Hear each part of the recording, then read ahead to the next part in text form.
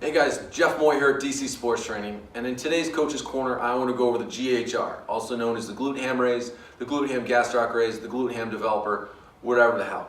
Most of you are familiar with this piece of equipment as it's, in my opinion, the best piece of equipment that we have in our facility, and I think should be the most used piece of equipment in any facility that works with athletes. However, the original intent and the original design and the execution of the exercise is lost amongst coaches. Somewhere down the line, it kind of became, I think, a game of telephone where Dr. Yessis created it, and the more ears and mouths it passed through, it turned into something different.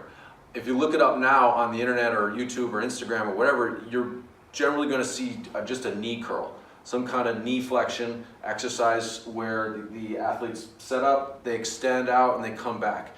There's nothing wrong with that, as that is a great exercise to develop just the insertion of the hamstrings. However, that wasn't the original idea and the original intent, and that's something I want to go over today, along with some of the different varieties of the exercise and how to kind of progress the athlete as they go along through the training. Now, there's a couple things that are very important that I want to make sure we go over with the execution of the GHR. First is the setup, all right?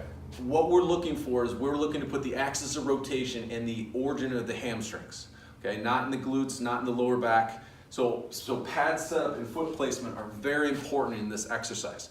We want to make sure that when an athlete's set up that they're hanging directly over and that you can see that the end of their butt, top of their hamstring is right here, okay? That's very crucial to where the axis of rotation is. If they were to be back a little bit, it would put the emphasis more on the lower back. If they were forward more, it would put a lot more towards the middle of the hamstrings. So the setup is very important.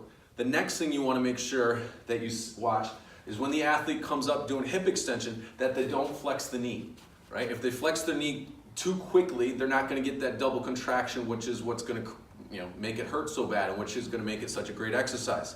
So you want to make sure as they do hip extension and come up to parallel that their knees remain straight. Once they become parallel, then they can go.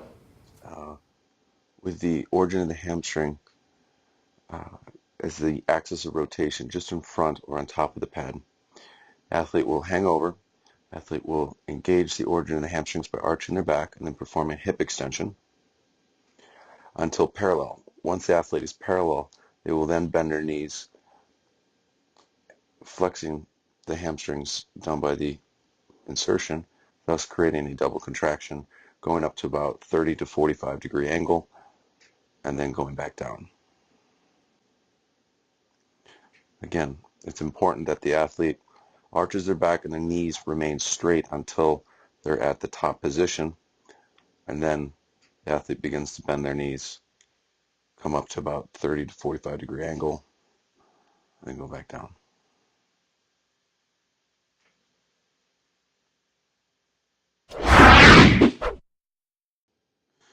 Here we see a typical version of the GHR performed with mainly just a knee extension while the origin of the hamstrings and the trunk remained static.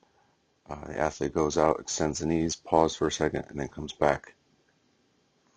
Not that there's anything wrong with this exercise, but this is nothing more than a knee curl.